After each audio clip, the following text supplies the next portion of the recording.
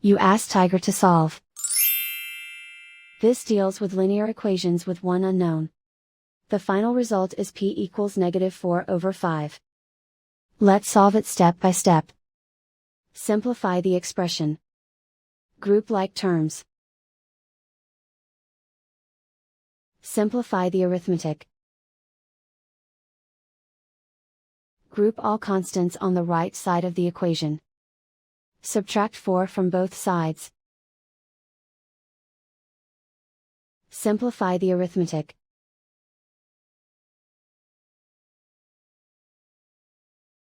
Isolate the m. Divide both sides by 5. Simplify the fraction. And so the final result is p equals -4/5.